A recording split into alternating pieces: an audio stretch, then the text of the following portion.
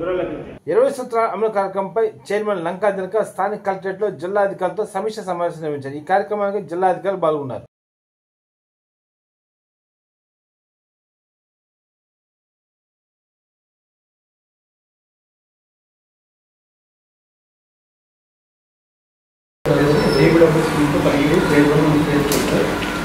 phase 3 కూడా propose ఉంది sir, cover కాలేదు. phase 1 phase 2 230 గ్రామాలు మనం కవర్ చేస్తాం. కమిషన్ 2012 phase 1 కూడా వాటర్ ప్రాబ్లం లేదు. ఈవెన్ సంబంధం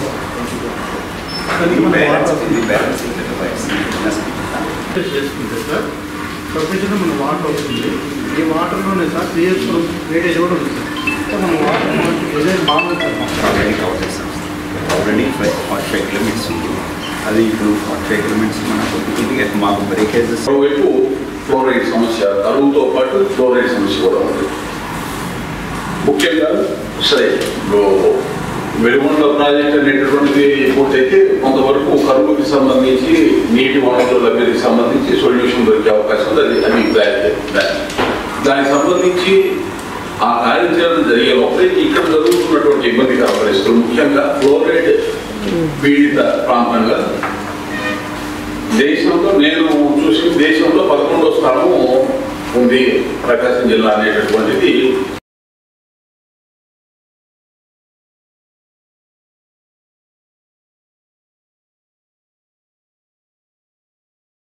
కేంద్ర ప్రభుత్వం నుంచి జనవరిలో ఒక నివేదిక చూసిన తర్వాత దేశంలోనే 11వ అతి ఎక్కువగా ఫ్లోరైడ్ సమస్య ఇబ్బందులను ఎదుర్కొంటున్నటువంటి జిల్లాగా, దేశంలోనే 11వ జిల్లాగా ఈ యొక్క జిల్లాని కేంద్ర ప్రభుత్వం ఐడెంటిఫై చేయటం దృష్టి సహజంగానే ఈ మన జిల్లా మీద పట్టడం, ఎక్కడెక్కడ ఈ యొక్క ప్రభావం ఉంది, వాటి యొక్క తాలూకు సమస్యలు ఏ విధంగా ఉన్నాయి, వాటిని ప్రస్తుతం ఏ విధంగా యంత్రాంగం వాటికి సంబంధించినటువంటి అంశాల్లో ముందుకెళ్తుంది, ఏ చర్యలు తీసుకుంటే పరిస్థితుల్ని మెరుగుపరచవచ్చు అనేటటువంటి అంశం మీద దృష్టి పెట్టడం. ఏదైతే ముఖ్యమంత్రి చంద్రబాబు నాయుడు గారు P4 ఏదైతే ప్రజలకి భాగస్వామ్యం చేస్తూ కార్పొరేట్ సంస్థలు ఎవరైతే ఉన్నారో వారి యొక్క సహాయ సహకారంతో ప్రజల్ని భాగస్వామ్యం చేస్తూ పేదరికం, అదేవిధంగా వివిధ రకాల ఇబ్బందులను ఎదుర్కొంటున్నటువంటి ప్రజలకి అండగా నిలబడాలి అనేటటువంటి ఉద్దేశాన్ని జాడుతూ P4 కార్యక్రమాన్ని వారు ప్రారంభించారు. ఆ స్ఫూర్తిలో భాగంగానే ముఖ్యంగా కొన్ని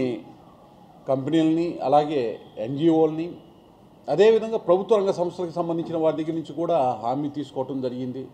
ముఖ్యంగా ఈరోజు ప్రత్యేకత ఏంటంటే, ఒకవైపు అధికారులతోటి సమీక్ష చేస్తూనే ఎవరైతే కార్పొరేట్ సోషల్ రెస్పాన్సిబిలిటీ కింద సహాయ సహకారాలు అందించేటటువంటి దానికి ముందుకు వస్తారో ఆ కంపెనీలని, వారిని, ఆ సంస్థను కూడా ఆహ్వానించడం జరిగింది. ముఖ్యంగా కేంద్ర ప్రభుత్వ సంస్థ పవర్ గ్రిడ్ కార్పొరేషన్ నుంచి మా రావు గారిని ఆహ్వానించాం. వారు ఇప్పటికే కార్పొరేట్ సోషల్ రెస్పాన్సిబిలిటీ కింద ఈ యొక్క రాష్ట్రంలో 62 కోట్ల రూపాయల పైచీలకు విలువైనటువంటి సహాయ సహకారాలు అందించారు. దానిలో వారి పాత్ర చాలా కీలకం. ఏదైతే ఫ్లోరైడ్ సమస్యకి సంబంధించి ప్రకాశం జిల్లాలో ఒకవైపు త్రాగునీరు ఇబ్బందులుంటే, మరోవైపు ప్రకాశం జిల్లాలో ఫ్లోరైడ్ సమస్య అనేది కూడా ఒకటి తీవ్రంగా ఉంది. తాగునీరు, సాగునీరు సమస్య ఉంది, దానికి తోడు ఫ్లోరైడ్ సమస్య చాలా ఎక్కువగా ఉంది. జిల్లాలో మొత్తం 729 పంచాయతీల్లోని 1769 గ్రామాలకు గాను 1009 గ్రామాల్లో ఫ్లోరైడ్ సమస్య ఉంది.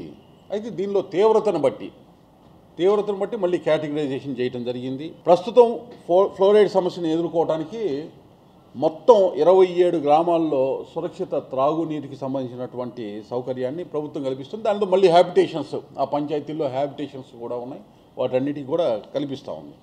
ముఖ్యంగా కనిగిరి పరిధిలో 339 హ్యాబిటేషన్స్, దర్శి పరిధిలో 120 హ్యాబిటేషన్స్, మార్కాపురం పరిధిలో 113 హ్యాబిటేషన్స్లో ఫ్లోరైడ్ సమస్య చాలా తీవ్రంగా ఉంది. పేదల్ని ఏ విధంగా అయితే ఆరోగ్యవంతులుగా, ఆర్థికంగా తీర్చిదిద్దాలి అనేటటువంటి ఉద్దేశాన్ని చాటారో, అందులో ఆ యొక్క స్ఫూర్తిలో భాగంగా ఆరోగ్యంగా ఉంటేనే ఆర్థికంగా వాళ్ళని బలోపేతం చేయగలం ఏదన్నా కార్యక్రమాలు తీసుకొని. అందులో భాగంగా ఈ P4లో భాగంగా ఎక్కడ వాటర్ ట్రీట్మెంట్ ప్లాంట్లు అవసరమో, ఎక్కడ డయాలసిస్ సెంటర్లు అవసరము అనేటటువంటి అంశాన్ని కూడా, కిడ్నీ బాధితులు ఆదుకోవటానికి కూడా దానికి కావాల్సినటువంటి దాన్ని CSR ద్వారా నిధులు రాబట్టడానికి ఈ యొక్క సంస్థలని అన్నింటినీ కూడా ముందుకు తీసుకురావడం జరిగింది. ఇంకా అనేక సంస్థలను తీసుకురావడం జరుగుతుంది. జిల్లా వ్యాప్తంగా అవసరమైనటువంటి ఆయా ప్రాంతాల్లో అవసరమైనటువంటి మౌలిక సదుపాయాల కల్పన ద్వారా ప్రధానమంత్రి నరేంద్ర మోడీ గారు వికసిత్ భారత్ అనేటటువంటి సంకల్పాన్ని చాటుతున్నారు. ముఖ్యమంత్రి చంద్రబాబు నాయుడు గారు స్వర్ణాంధ్ర ధ్యేయాన్ని వారు చాటుతున్నారు. 16వ ఆర్థిక సంఘం వచ్చింది ఈ మధ్యనే.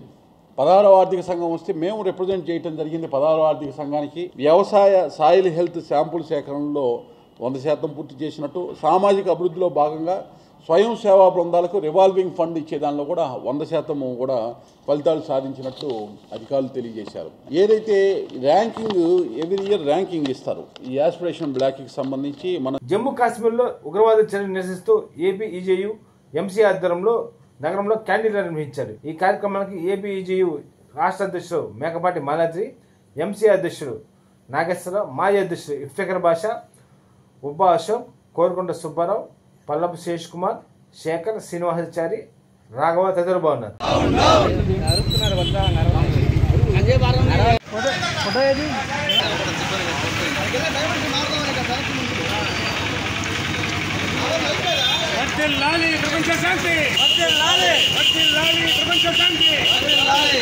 ఖండించండి భారతీయులపై ఉగ్రవాదం చేస్తున్న దాడులను, ఖండించండి భారతీయులపై ఉగ్రవాదం చేస్తున్న దాడులను, వందే వందే వందే భారత్ మాతాకి, భారత్ మాతాకి. వర్ధిల్లాలి వర్ధిల్లాలి వర్ధిల్లాలి వర్ధిల్లాలి వర్ధిల్లాలి.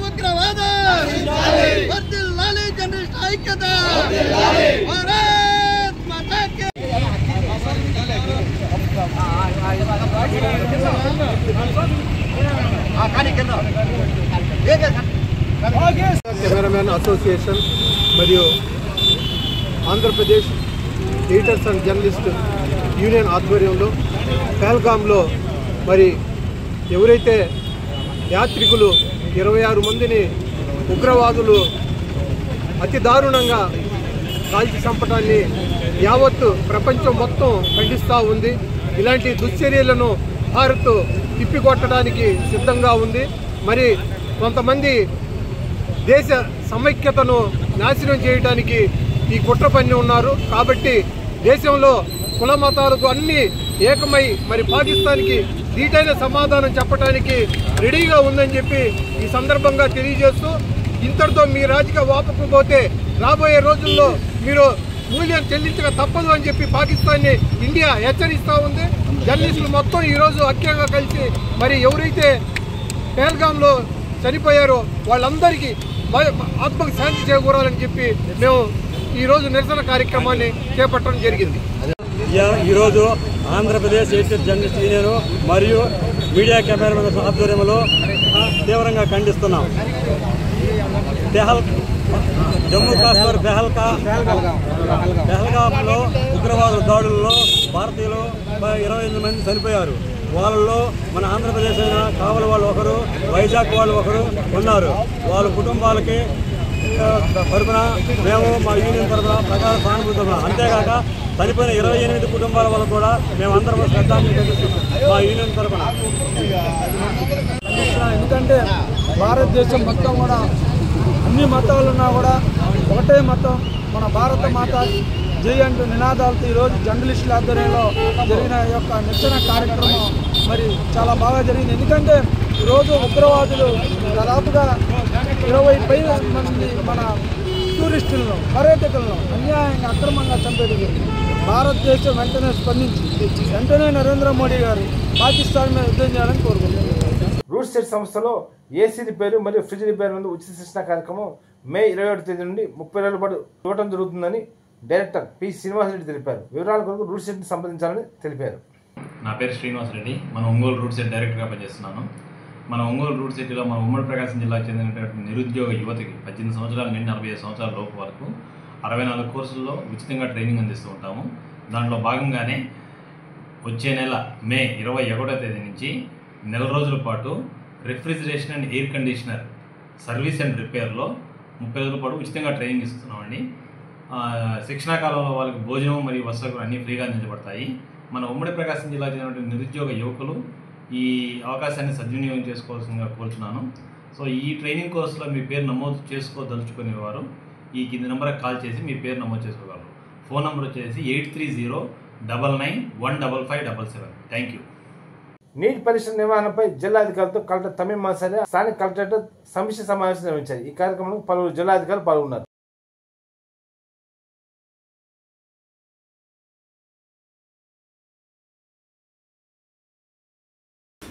Yes, this is a scheme and pattern of examination. Total 180 questions will be there and 720 marks are allotted for that. Yes, detail of the material to be received. The custodian 1 to 3 days. This is very important. One day prior to the examination, you will have a meeting with all the invigilation discuss so that they are well acquainted with this process. And on the day of exam, inside the exam room and outside also. And after the exam also, what they have to do. When announcing the address of custodian by NTA headquarter on the day by the CS and observer, so they will go to collect the question papers there to the center and save storage. So that is on the part of the observer as well as.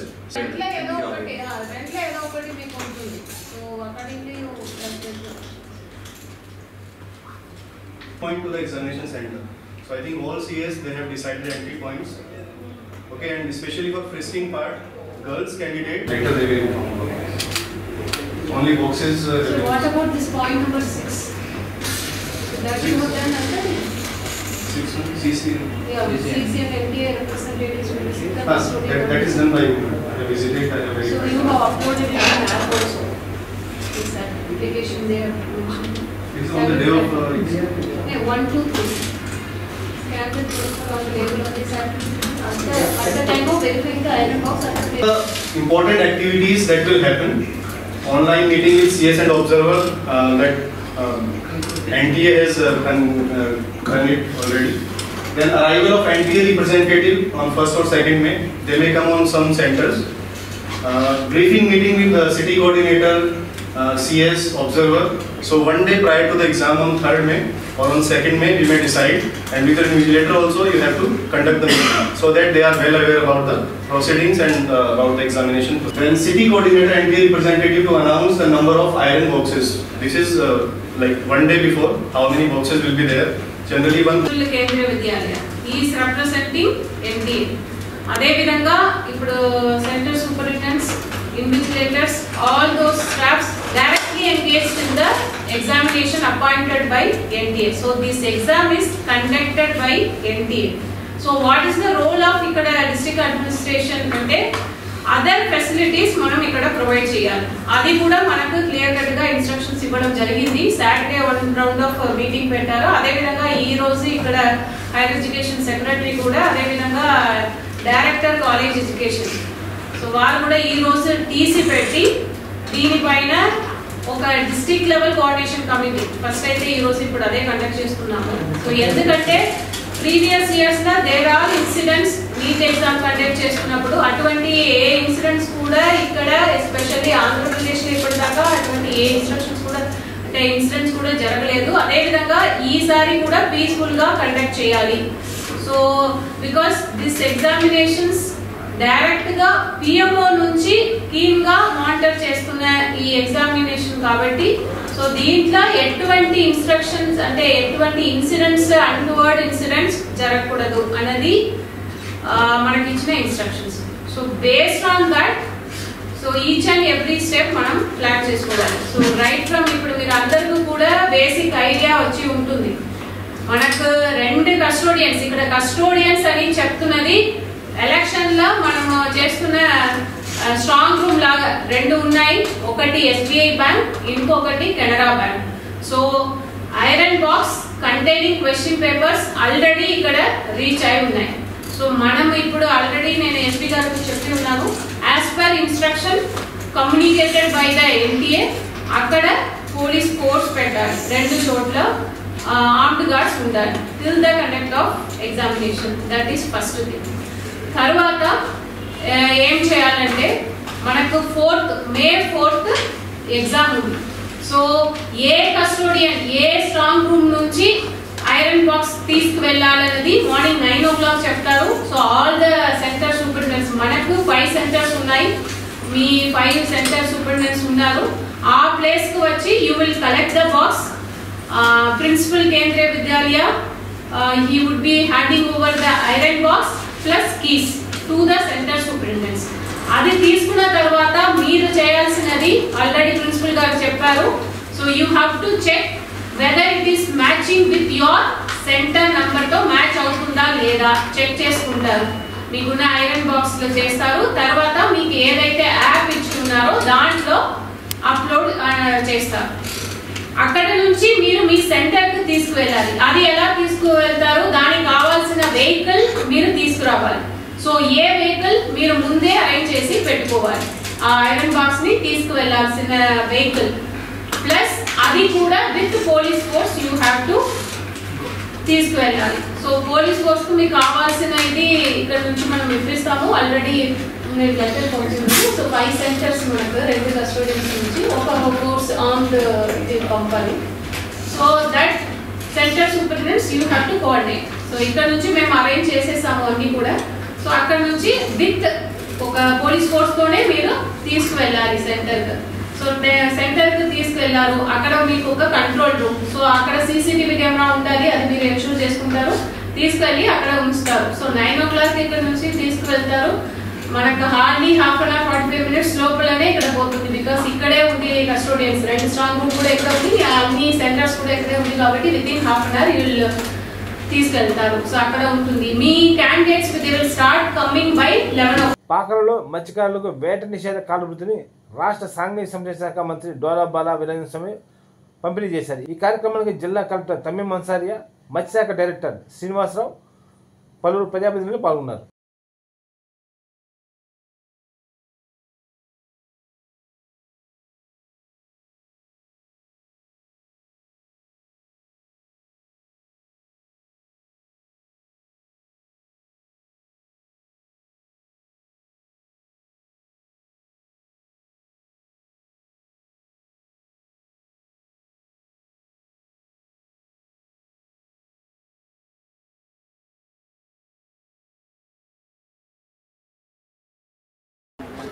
వేదిక లాగినటువంటి పెద్దలకు, ముఖ్యంగా మన యొక్క పాకల పల్లిపాలెం గ్రామానికి fish landing ఇచ్చేటటువంటి ఆ యొక్క వృద్ధి ఏదైతే ఉన్నదో 10,000 రూపాయలని 20,000 రూపాయలు పెంచుతూ వచ్చేసి 355 మంది, మొత్తం కలిపి సింగరాయకొండ మండలంలో 1,400 మందికి ఈ యొక్క లబ్ధి అందించబడుతుంది. ఇప్పుడు గ్రామం నుంచి పాకల గ్రామం నుంచి మాట్లాడటానికి సుబ్బారావు.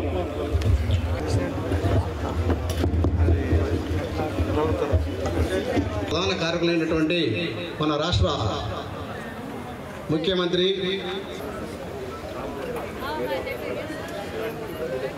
దీనికి అందరికీ మీ కరతాళ ధ్వనులతోటి హర్షేతరైకాలు సార్ ఓకే. అలాగే మన స్వామి గారి నాయకత్వం, వర్ధిల్లాలి స్వామి గారి నాయకత్వం, వర్ధిల్లాలి స్వామి గారి నాయకత్వం. మత్స్యకార కుటుంబాల్లో చాలా సంతోషమైన రోజులు ఇవి. చరిత్రలో ఎన్నడూ లేని విధంగా ఆ కుటుంబాలకు ఎప్పుడూ కూడా తెలుగుదేశం ప్రభుత్వం, ఈరోజు ఎన్డీఏ ప్రభుత్వం అండగా ఉంది. నేను రాజకీయాల్లోకి వచ్చినప్పుడు కూడా పేట నిషేధ సమయంలో చూస్తే 31 కేజీలు బియ్యం ఇచ్చేటువంటి వాళ్ళు. ఆ పరిస్థితుల నుంచి 2014 ఎన్నికల ముందు చంద్రబాబు నాయుడు గారు వేట నిషేధ సమయంలో లీన్ పీరియడ్కి 4,000 రూపాయలు మత్స్యకార వృత్తిని ఇవ్వడం కూడా జరిగింది. అది చరిత్రలో పెద్ద మొత్తం. ఆ తర్వాత బోట్లలో ఎవరైనా సముద్రానికి వేటపోయి చనిపోతే ఎవరు కూడా వాళ్ళకి చనిపోయి మృతదేహం తిరిగి వచ్చేంత వరకు కూడా ఎటువంటి రద్దీ వచ్చేది కాదు. అటువంటి పరిస్థితుల్లో చంద్రన బీమాని ప్రమాదం కింద పరిగణించి చంద్రన బీమా వర్తింపజేసి ఆ కుటుంబాలకు 5 లక్షల రూపాయల ఆర్థిక సహకారం కూడా వేటకెళ్లి చనిపోయినటువంటి కుటుంబాలకి వచ్చి ఆదుకున్నది కూడా ఆ రోజునటువంటి ఎన్డీఏ ప్రభుత్వం అనే విషయాన్ని నేను మీ అందరికి కూడా తెలియజేస్తున్నాను. ఒకసారి బోటు ప్రమాదానికి గురైనప్పుడు ఆ బోట్ రిపేర్లకు కానీ రీప్లేస్మెంట్ కానీ 14-19 ఇచ్చాం. తర్వాత ప్రభుత్వంలో అవన్నీ కూడా పక్కకి వెళ్ళిపోయినాయి. అదేవిధంగా మత్స్యకారుల కుటుంబాలకి ప్రత్యేకంగా విద్య కోసం 2018లో సింగరాయకొండలో మహాత్మా జ్యోతిరావు పులే ఫిషర్మెన్ మహిళా బాలికల యొక్క రిజిస్టర్ స్కూల్ తీసుకొచ్చాం. ఓళ్లపాలెంలో స్థలం కేటాయిస్తే గత ప్రభుత్వాలు ఆ స్థలాన్ని ఇళ్ళ కన్నారు, ఇల్లు కట్టుకోలేదు. స్కూల్ మాత్రం ఇప్పుడు కూడా ఆ రోజు టంగుటూరులో తాత్కాలిక ఇంకా ఇరుగదులు నడుస్తూ ఉంది. దానికోసం ఇప్పుడు పాత సింగరాయకొండ కట్టింగ్ దగ్గర 6 ఎకరాలు 7 ఎకరాలు 6 ఎకరాలు స్థలం కేటాయించే, పాత హైవే పక్కనే కేటాయించే, పిల్లలకి ఊరు మధ్యలో ఉండే విధంగా స్థలాన్ని మన గౌరవ కలెక్టర్ గారు కేటాయించడం కూడా జరిగిందంటే ఈ అభివృద్ధికి ఆ రోజు స్కూల్ కేటాయిస్తే మళ్ళీ 5 సంవత్సరాల తర్వాత మనం సైట్ కేటాయిస్తున్నాం అనేది ఒక్కసారి మనం ఆలోచించుకోవాలి. ఇంకో విషయం తీసుకుంటే ఇందాక శేఖర్ గారు చెప్పారు, ఈ ప్రాంత అభివృద్ధి మా పెద్ద ఆయన దామచర్ల ఆయన గారు 2 సార్లు ఎమ్మెల్యేగా మంత్రిగా ఉన్నప్పుడు బకింగ్హామ్ కెనాల్ మీద బ్రిడ్జ్, ఇప్పుడే కలెక్టర్ గారు కూడా చెప్పాను, అది మనం రిసీవ్ చేసుకున్నది బకింగ్హామ్ కెనాల్ మీద బ్రిడ్జ్ అండి. ఆ బ్రిడ్జిని ఆ రోజు పెద్ద ఆయన దామచర్ల ఆయన గారు చంద్రబాబు నాయుడు ముఖ్యమంత్రిగా ఉన్నప్పుడే నిర్మాణం చేశాం. దాంతోపాటుగా ఒక్కసారిగా ఫిషర్మెన్ కమిటీకి హౌసెస్ కూడా మన ప్రభుత్వం ఆర్థికంగా హౌసింగ్ కూడా భారీ ఎత్తున పెద్ద ఆ రోజు ఉన్నప్పుడు ఇవ్వడం కూడా జరిగింది. 24 అవుట్బోట్ మోటార్ ఒక్కసారి 38 అవుట్బోట్ మోటార్స్ పూర్తి సబ్సిడీ తోటి అందించింది కూడా రాష్ట్రం మొత్తంలో కూడా మన పాకల ప్రాంతంలోనే ఆ రోజున చంద్రబాబు నాయుడు ముఖ్యమంత్రిగా ఉన్నప్పుడు ఇవ్వడం జరిగింది. అంటే ఫిషర్మెన్స్ పట్ల తెలుగుదేశం ప్రభుత్వానికి ఉన్నటువంటి చిత్తశుద్ధిని ఇది తెలియజేస్తుంది ఆ రోజున కానీ ఇప్పుడు కానీ. తర్వాత పోయినసారి 14-19 మధ్యలో 3 సైక్లోన్ షెల్టర్స్ నిర్మాణం కూడా మనం చేయడం జరిగిందనే విషయం తెలియజేస్తున్నాం. ఈ రోజున రాయవారిపాలెం దగ్గర పాలేరు మీద మనం 2018లో శాంక్షన్ చేసిన బ్రిడ్జి కూడా మనం పూర్తి చేయడం జరిగింది. ఆ రోజున 14 కోట్ల రూపాయలతో బ్రిడ్జిని నిర్మాణం చేయడం జరిగింది. ఇప్పుడు టంగుటూరు నుంచి పాకలకి 5.5 కోట్ల రూపాయలతో తార్ రోడ్డు కూడా మంజూరు చేయించాం. అది కూడా రాబోయే కొద్ది నెలల్లో ఆ రోడ్డు చేస్తే మీకు పనులకు వెళ్ళడానికి కానీ వేటకు వెళ్ళే వాళ్ళకి కానీ ఉపయుక్తంగా ఉంటుంది అటు రావడానికి అని చెప్పేసి కూడా నేను తెలియజేస్తున్నాం. అదేవిధంగా రైల్వే ఓవర్ బ్రిడ్జ్ అడిగారు, దాని విషయంలో మన ఎంపీ మాగుడి శ్రీనివాసరెడ్డి గారు విశేషంగా కృషి చేస్తారు. అది కూడా పూర్తి మంజూరులో పూర్తి స్థాయిలో 258 కోట్ల 35 లక్షల రూపాయలు వారు ఖాతాకే నేరుగా జమ చేయడం జరిగింది. మన జిల్లాలో చూస్తే దాదాపు 5,501 లబ్ధిదారుని గుర్తించి వారికి దాదాపు 11,20,00,000 రూపాయలు వారి ఖాతాకే జమ చేయడం జరిగింది. ఇప్పుడు ఇక్కడ మన కొండేపి కాన్స్టిట్యున్సీలో ముఖ్యంగా సింగరాయకొండ ఈ మండలంలో చూస్తే దాదాపు 1,465 మందికి దాదాపు 2,93,00,000 రూపాయలు జమ చేయడం జరిగింది. సో ఇది కూడా లాస్ట్ టైం కంటే ఇప్పుడు ముందు 10,000 ఇచ్చేవారు, ఇప్పుడు 20,000గా అందరూ మత్స్యకారుల వారు అడిగిన ప్రకారం 20,000 వారందరికీ కూడా ఇవ్వడం జరుగుతున్నది.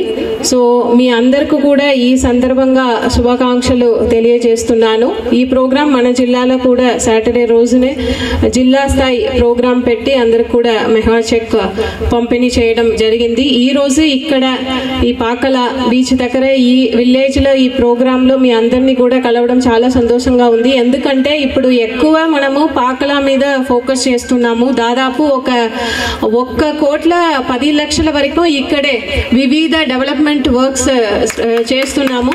ఈ రోజు కూడా ఒక 2 సీసీ రోడ్స్ ఇనాగ్రేషన్ చేయడం జరిగింది. అదేవిధంగా ఇక్కడ సెక్యూరిటీ కోసం ఇక్కడ ఎక్కువ మంది టూరిస్ట్ వస్తున్నారు, ఎక్కువ మంది ఇక్కడ బీచ్కి వస్తున్నారు, దూర ప్రాంతాల నుంచి కూడా ఇక్కడ వస్తున్నారు. బట్ దానికి కావాల్సిన సదుపాయాలు ఇక్కడ లేదు అని ముందే చెప్పడం జరిగింది.